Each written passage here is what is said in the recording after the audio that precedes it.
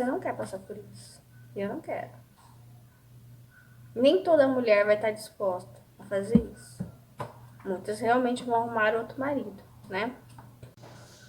Oi, gente, tudo bem? Boa tarde, já passou de 12 horas, é boa tarde. Ó, vou fazer um vídeo com vocês sobre o testemunho daquele divórcio, né? Da reconstrução de um casamento, que fala nunca é tarde demais. E eu vou dar essa introdução aqui, uma pequena mensagem que Deus me deu. E eu tava pensando, meu Deus, por que eu tô fazendo esse testemunho, né? Porque eu não acredito nisso. Às vezes Deus, um anjo vai cair na sua cabeça e vai te pedir uma coisa na qual você não acredita, né? Como isso é possível, né? Como eu tenho falado, que muitas pessoas não acreditam em milagre, acreditam só no processo no qual está na frente a tua força, né? Daí eu tô vendo uma carroça. Minha mãe sempre dizia, não coloque não quer a carroça na frente dos bois. Os bois estão na frente, como se esses bois fortes fossem o Espírito de Deus e você estivesse sentado nessa carroça só segurando de alguma forma. Então eu não acredito, sabe? Na reconstrução de um casamento no qual houve infidelidade. Isso é uma das coisas que eu sempre disse pra mim mesma e quando eu me relacionava com alguém eu sempre dizia sobre isso. Não, esse pra mim é um ponto chave que eu não acredito. Eu acredito que as pessoas têm, eu sempre falei isso com várias pessoas, amigos meus, né? Padrão de comportamento. Padrão de comportamento. Então, o padrão de comportamento é como se fosse o seu peso, a sua. E isso pesa para você. Então, você sempre vai fazer isso. Então, a pessoa que trai, ela sempre trai. Entendeu? Por isso que é o padrão de comportamento. A pessoa que mente, ela sempre vai mentir. Né? A pessoa que é fiel sempre vai ser fiel. A pessoa que diz a verdade sempre vai dizer a verdade. Mas, como eu fiz o testemunho e Deus tem pedido coisas estranhas para mim, do Jorge, né? Que ele era homossexual, ele tinha tido vários namorados e tal.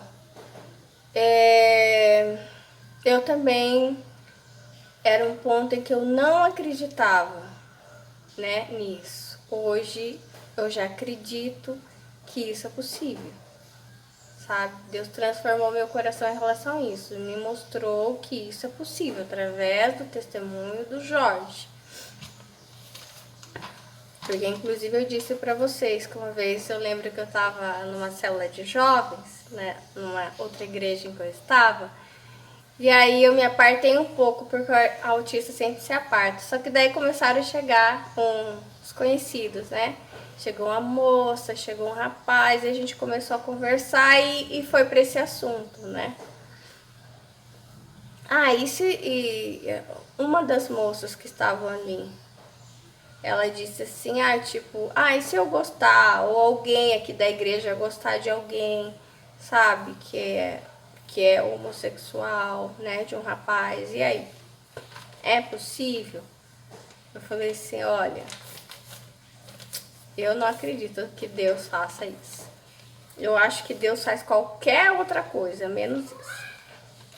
Daí ela me disse, faz sim. Eu acho que isso foi 2017, 18, 19, 20, 21, 22, 23, 7 anos depois. Não, foi menos, porque eu fiz ano passado, né? Os vídeos sobre isso. Mas foram alguns anos, algum tempo antes, talvez 2023, que Deus trouxe esse livro para mim, ou 2022. E aí Deus realmente transformou meu coração, falou que é possível. Antes de eu começar aqui os vídeos sobre isso, sobre restauração de casamento, independente que seja infidelidade ou não, né? Um dia do nada, a voz veio e falou comigo: sabia eu consigo restaurar um casamento? E aí, não sei, quando a voz fala alguma coisa que eu não gosto, no qual eu não acredito, eu fico meio assim, meio brava, meio irada, mas assim, não, não é brava de vontade de xingar, algo do tipo, mas é brava tipo, me deixa em paz, sabe? Eu tenho coisa pra fazer, não quero ficar ouvindo essas coisas, porque você já sabe que eu não gosto disso, que eu não acredito nisso. E daí falou assim, não, é verdade, é possível, eu faço isso, eu recupero. Daí eu sempre começo a conversar com Deus assim, eu não acredito, lá vem você de novo, né? Não, porque a gente não vai conversar sobre isso, sabe? Porque pra mim isso é uma coisa já certa, sabe? Já assentado de que isso não é possível. Eu acredito que se as pessoas querem fazer algo certo, que elas façam desde o início. Eu não acredito que uma coisa desandada, sabe, você vai recuperar lá. Se fosse importante isso pra você, você já teria cuidado logo no início, entendeu? E aí ele falou, não, mas eu faço. E daí desde lá ele começou aos poucos a trabalhar isso, sabe? E são coisas assim bem distantes para mim, sabe? Tanto a questão do homossexualismo quanto a questão da recuperação de casamentos afundados, sabe? Porque é uma coisa que não tive acesso na minha vida, né, dentro de casa. E meus pais também foram. Meu pai nunca traiu minha mãe, nem minha mãe meu pai. Sempre foi assim, eles tinham um cuidado, né, do relacionamento. Mas Deus, ele trabalha alguns temas, às vezes, que são distantes da minha vida, sabe? E para que eu ore, às vezes, pelas pessoas, ou para me mostrar mesmo, já que ele vê uma certa incredulidade em mim, ele pode fazer isso com você também, sabe? Às vezes ele usa a minha vida, né? Como eu já compartilhei aqui com vocês testemunhos, mas às vezes não. Deus disse assim, ó, Deus vai dar sinais sobre o que parecia parado ou uma situação até melhor do que já foi, mas sem frutos. Ele vai dar um sinal de frutificação, pequenos sinais de vida. O bom que não é bom, tirou da morte, sarou da doença, apresenta boa aparência, mas passa o tempo e nenhum sinal de flores e frutos. Mas agora sim, a flor e o fruto aparecem humildemente. Humilde, sinal simples, pureza, singeleza. Eu não sei porque ele me mostrou e me lembrou do papel de carta que eu gostava muito, que era uma mocinha que usava um chapéu e ela nunca aparecia o rosto. Era o chapéu aqui, né? Parecia só um pouco um delinear do rosto, sabe? E era muito linda em volta, os passarinhos, ela com uma cesta de flores, de frutas e tal. Mas nunca, sabe, aparecia o rosto assim. E ele me falou sobre singeleza, essa palavra. E é humilde, de uma forma, é um sinal humilde, sabe? Humilde. Uma florzinha, um frutinho, uma coisa assim bem humilde, sabe? Quase que imperceptível. Mas, às vezes, uma coisa muito gritante é uma mentira, às vezes um pequenininho sinal, mas simples, mas de verdade, Isso é muito mais interessante para Deus, né? E aí eu vou continuar o testemunho do casal, o Michael e a Mary, no qual eles dão muitos alardes para Deus. Será que era para Deus? Ela trabalhando integral, ela se esforçando demais, ela comprando muitas coisas, ele comprando muitas coisas, juntos nós somos mais fortes. Uau, não sei, talvez tenha um casal aí muito materialista, juntos somos mais fortes, mas não há a presença de Deus, entendeu? Não há a presença de Deus. No fundo, há rejeição. Rejeição das crianças, da gravidez, frieza, sabe? Quase não enfia a cara no trabalho, para não ter que sentar e conversar e dizer, sabe, confessar um ao outro os pecados. Por isso que a aparência de retidão é uma coisa, a retidão mesmo é outra. E será que esses frutos são de Deus mesmo? Ou é o diabo que está dando? É o diabo que colocou ela para trabalhar ali integral, para afastar mais ela do marido, para possibilitar que ele tivesse um amante depois. Sabe, o diabo que colocou ele, sabe, para ser tão ganancioso assim, sabe? Para não valorizar essas crianças. Porque criança não gera dinheiro, né? Não gera frutos. Então, essas crianças, né? Só um estorvo, assim, ele pensar. E daí pra frente nós vamos continuar. Apoliana, voltei, gente. Ó, meu cabelo. Tipo Star Wars. Meu lencinho azul. Nossa, tá indo pra todo lugar comigo agora. Hoje eu tô usando uma saia que eu tenho desde que eu tinha 9 anos. Acho que eu não cresci muito desde lá. Ai, Senhor.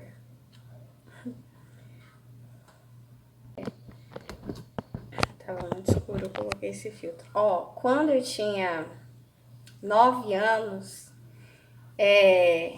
na escola onde eu estudei, escola japonesa tradicional, a gente fazia fila, ficava ali, cantava umas músicas. Alecrim, alecrim dourado que nasceu no... o hino nacional, hino à bandeira, enfim, sabe? E eu era uma das últimas da fila, das mais altas. Imagina eu, pouco mais de 1,5 m.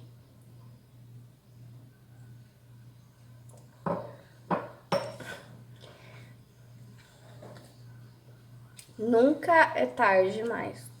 Eu estava analisando aqui onde eu parei com vocês. Olha, sabe onde que eu tô? Palavras de vida, sabe? Aqui, ela tá numa rotina de morte. Morte desse casamento. Ela e ele. Que é, não tenho tempo para você, você não tem tempo para mim. E estamos bem assim, eles estavam bem na rotina de morte.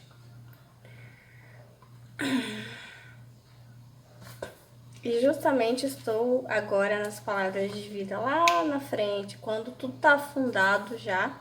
Aqui não tá ainda. Visivelmente não, é no processo. As coisas não afundam de uma vez. Eu falei para vocês, as coisas não morrem de uma vez, elas vão morrendo, vão desaparecer até sumirem, entendeu? Assim como para surgirem, às vezes, né? É aos poucos, alguém vai surgindo na sua vida.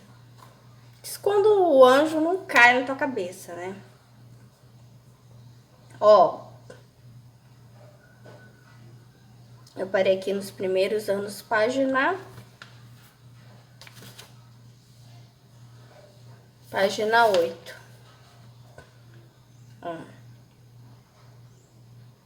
Oi, há um sanduíche na geladeira. Michael e eu nunca nos víamos, apenas deixávamos recados, como: oi, há um sanduíche na geladeira. Você tem esse tipo de relacionamento com alguém? Você só deixa um recado um pro outro. Você chega em casa e encontra um recadinho. Daí você deixa o recadinho e sai. Então, sabe o que é engraçado? Que eu tava pensando nessa história agora. Que quando eles se conhecem, eles têm um namoro à distância, um em cada lado. E aí eles trocam o quê? Cartas, se vêem de vez em quando. E aí eles casam e olha só como eles estão. Namoro à distância. Parece que o padrão se repete. Eu falei que o padrão ele sempre se repete. Eles moram na mesma casa, eles já são casados, eles dormem. Não sei se eles dormem na mesma cama. Tem casais que são casados e não dormem na mesma cama, não dormem no mesmo quarto. Sabe? Eu acho que lá nos Estados Unidos eles não dormem no mesmo quarto. Cada um tem o seu quarto.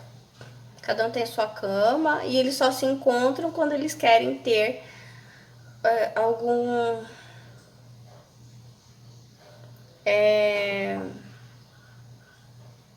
interesse romântico ali daquela noite, né? Comecei a pensar nisso quando eu fui pro Japão. Minha mãe falou assim pra mim: aqui no Japão não tem coberta de casal, não tem cama de casal, não tem lençol de casal. Só que daí eu descobri que minha mãe tinha exagerado um pouco, até tinha. Mas era assim, bem pouco, sabe? Tipo, de 100% dos produtos, de 10 a 20% são coisas de casais. Porque o japonês ele casa e cada um tem o seu quarto, cada um tem a sua cama. Eles só se relacionam sexualmente até a vinda dos filhos. Quando eles não querem ter mais filhos, eles também já não se relacionam. Os homens eles vão muito para bares noturnos, né? Onde eles tomam muito álcool, eles enchem muito a cara. É comum a gente encontrar japoneses completamente bêbados no trem, no metrô. Então eles usam muito da prostituição, né? Eles têm a sua vida individual mesmo, casados. Tem muitos japoneses que eles são solteirões, né? E às vezes eles vão buscar através de trocas de cartas com filipinas, tailandesas, né? Mulheres bem pobres mesmo, e eles se casam com elas através do miai, que é um casamento planejado. Eles escolhem elas, não sei se é através de agência, e elas se casam com eles sem amor mesmo, só para ajudarem a família. Ai, desculpa. Só para ajudarem a família de origem. Eu trabalhei com uma filipina, ela foi bem minha amiga, ela trabalhou muito tempo na minha frente. De vez em quando a gente se falava, tentando falar, né, no inglês. E elas têm uma vida bem triste, sabe?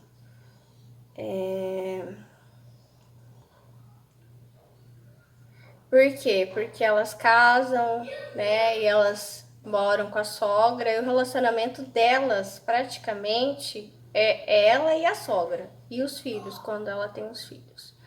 Porque o marido vive à parte, o trabalho, nesses bares noturnos, e eles se relacionam só pra ter os filhos mesmo, sabe? E aí compras, tudo ela faz sozinha, sabe? Ela dá tipo uma mesada para ele e o restante fica tudo com ela para pagar as contas da casa, fazer as compras. E ele praticamente continua a ter a vida de solteiro dele. E ela já casou sem amor, né? E ela manda um dinheirinho todo mês para a família de origem para ajudar a família pobre dela que vive nas Filipinas ou na Tailândia. E ela não tem essa cobrança de gostar desse marido, né?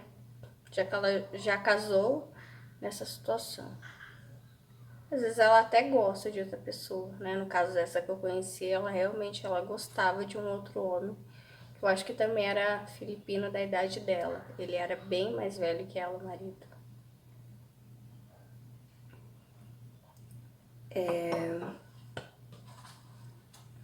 E algumas japonesas, elas têm um comportamento bem vulgar. Principalmente com os brasileiros, com os peruanos. Tinha bastante jovenzinho, eles começam a trabalhar com 15 anos. Os rapazes de 15, 16, 17, 18, né? Elas são bem vulgares, assim, puxando os assuntos pro lado sexual, tal. E eu via elas, eu achava tão estranho, sabe? Acostumada com as japonesas aqui, todas bem comportadas, né? Mas é por essa falta da presença de um marido de verdade, né? Elas não têm mesmo, sabe? Uma vida conjugal de verdade, é tudo aparência. Então elas acabam se tornando um pouco vulgares, né? Pela falta dessa presença desse marido. Então eu tava pensando o seguinte, eles acabam voltando ao padrão, sabe? De não estarem juntos. Eles acabam buscando inconscientemente as barreiras do início, sabe? Será que eles faziam isso inconscientemente? Enfim, eles acabaram erigindo para eles o mesmo padrão do namoro, que era da distância, né? Ó, saí de licença de maternidade na sexta e Mike Júnior nasceu na segunda-feira seguinte. Fiquei em casa por 6 semanas e voltei novamente a trabalhar. Exprimi o leite enquanto trabalhava à noite. Uau, meu Deus. De modo que a babysitter pudesse alimentar o bebê durante o dia e depois exprimir o leite entre as dormidas durante o dia para que o Michael pudesse alimentá-lo à noite. Quase nunca vi o Mike Júnior. Ela quase nunca viu o filho. Ela trabalhava à noite, ela trabalhava integral, parece que ela era enfermeira. Ou seja, ela cuidava do filho do outro, mas não cuidava do dela. Não amamentava, não dava o peito, ela dava só. Ela tirava o leite para dar na mamadeira, que não é a mesma coisa, né? Ela também formou com o Mike Júnior, com o filho dela, o primeiro filho dela. Primeiro ou segundo? É o segundo aqui já, a primeira é a Cristina. Mesmo tipo de relacionamento que ela tinha já no namoro, aí ela forma esse tipo de relacionamento distante com o marido e esse tipo de relacionamento com o filho. Por quê? As pessoas constroem na cabeça que elas têm que ter um casamento e filhos, mas não precisa estar presente. Ela já tem um esqueleto, entendeu? Aí por dentro quem vai preencher são as outras pessoas, babá, professor, professora, amante, né? Então essas pessoas vão preencher a parte de dentro. Ó, comecei a perceber que estava numa roda viva, tentando cuidar da casa, tentando cuidar dos bebês, tentando manter uma carreira. Todo momento que sobrava me dedicava às crianças porque me sentia muito culpada por deixá-las. Ainda bem, né? As necessidades do Marco vinham no fim de minha lista de prioridades. Só tinha um tanto de energia que geralmente terminava quando chegava a vez dele. Não sabia como sair da roda viva sem decidir fazer pós-graduação.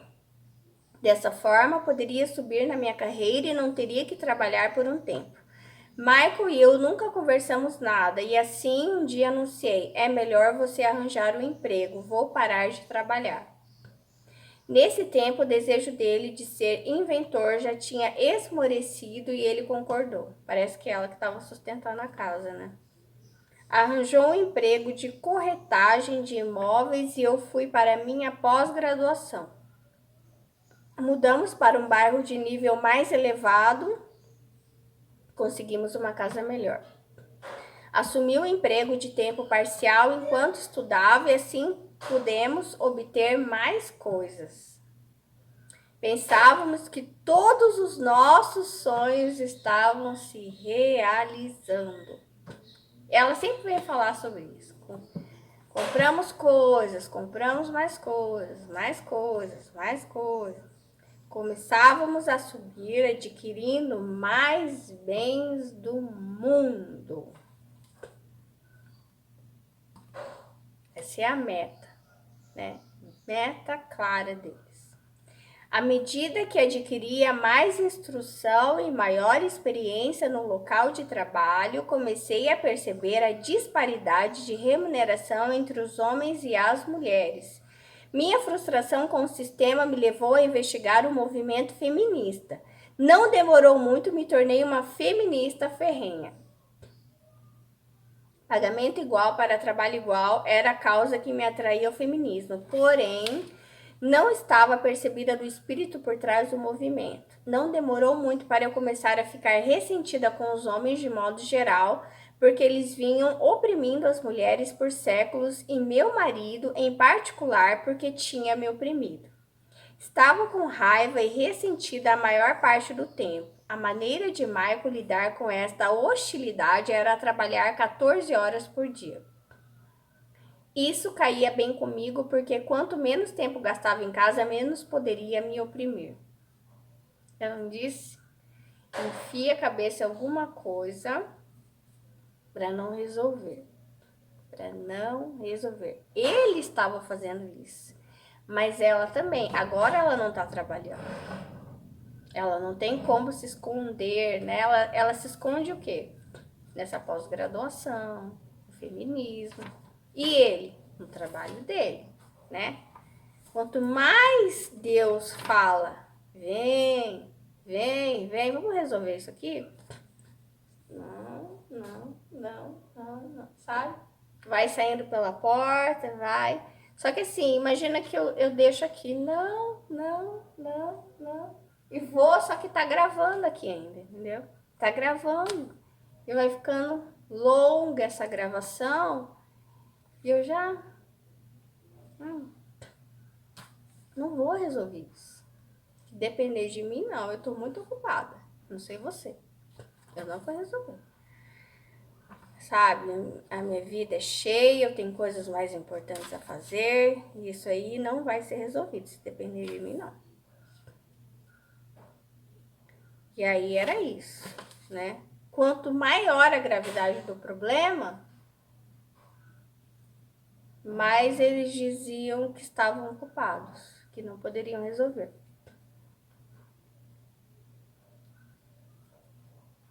Eles tinham esse esqueleto, sabe? Essa segurança deles. Alguma segurança você tem. Por isso que você não sente e resolve. Porque você acha mesmo que você nunca vai perder essa pessoa, sabe?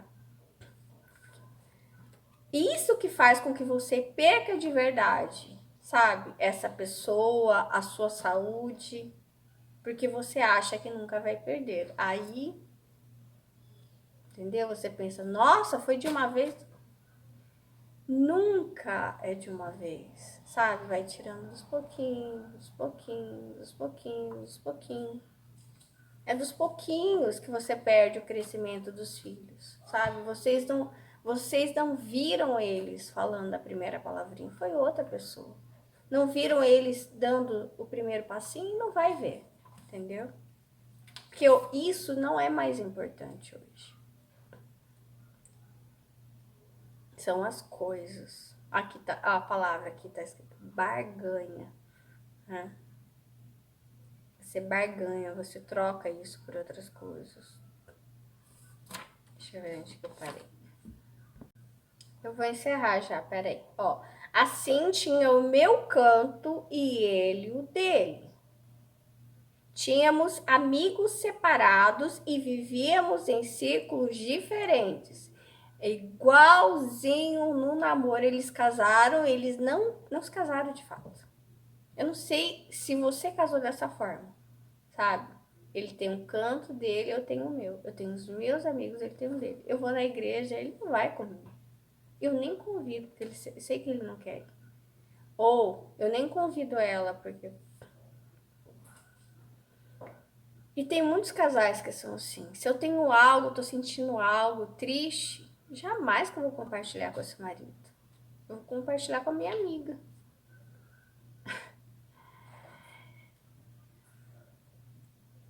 Tá dormindo com uma pessoa estranha, tá compartilhando o seu corpo com uma pessoa estranha, uma pessoa que nem te conhece, nem se importa com você.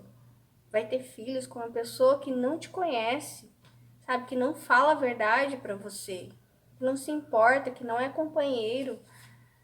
Então por que vocês se casaram? Né? Ou por que vocês vão se casar? Isso não faz sentido pra mim, entendeu? Eu nem acredito nisso, mas eu venho compartilhar porque Deus me pediu, mas eu não acredito nisso. Ó, cada dia nos distanciávamos mais e mais um do outro. No entanto, todos os domingos íamos à igreja e sorríamos. Eles iam junto, que bom. Todo mundo pensava que éramos o casal modelo. Ninguém jamais teria conhecimento que qualquer coisa estivesse errada, porque do lado de fora realmente projetávamos uma fachada feliz e de paz. Era uma farsa, sim, mas não éramos conscientes disso, apenas acreditávamos. Aqui ela não fala de briga. Parece que havia realmente paz entre eles. Conversar, ó, agora eu não vou mais trabalhar, você vai ter que gerenciar a casa, tá? Ó, vou deixar a mamadeira, já deixei. Talvez eles tinham até uma intimidade sexual ali, tinha um negócio rápido ali, cada um ia pro seu canto e tal. Mas era assim, talvez só corpo mesmo, sabe? Sem espírito, sem... Assim como ela tinha com as crianças, né? Tira o leite, dá, põe na mamadeira, uma coisa fria, sabe? Sabe quando alguém faz uma comida pra você? Tá, toma aqui, sabe? Tá, toma aqui um leite, tá, toma aqui um suco. Oi, tá bem? Tá, tá, pá. Sabe? Uma coisa mecânica. Eles tinham esse tipo de relacionamento, que é horrível, é melhor você não ter, né? Ó, apenas acreditávamos que essa era a maneira como deveríamos ser. Não olhávamos para o fato de que nada era maravilhoso. Era uma atrapalhada. Como eu disse para vocês, vai ser bom. O quê? Que Deus falou, estava falando com Deus. Bem ruim, bem mais ou menos ou bem bom.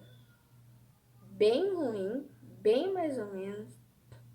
Aqui no caso parecia que eles estavam do bem mais ou menos, né? Por isso que, por enquanto,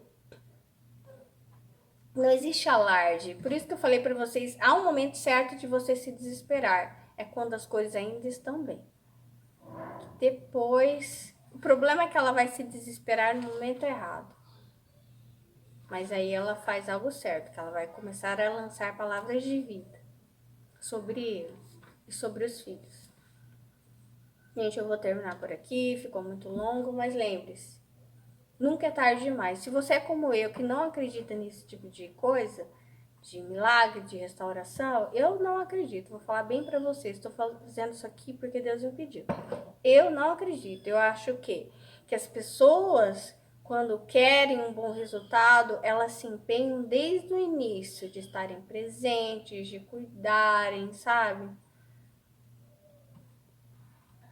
Mas Deus me disse que Ele faz. Então, ó, glórias a Deus. Lance palavras de vida e ore, tá? Se o seu relacionamento está bem mais ou menos, esse é o momento de você se desesperar. Não esperar a pessoa sair de casa, arrumar um amante, uma terceira pessoa, sabe? Agora, se você é solteiro, solteira, se você não casou ainda, pense bem, sabe? Por que casar com uma pessoa distante, uma pessoa fria, que não participa da sua vida? uma pessoa em quem você não confia, né? Ou se vão se casar, cuidar desde o início, para não ter que passar por isso. Porque isso aqui é humilhante. Nossa, é muita humilhação. Ela vai sofrer demais aqui. E eu sei que você não quer passar por isso. Eu não quero. Nem toda mulher vai estar disposta a fazer isso. Muitas realmente vão arrumar outro marido, né? É isso. Até a próxima.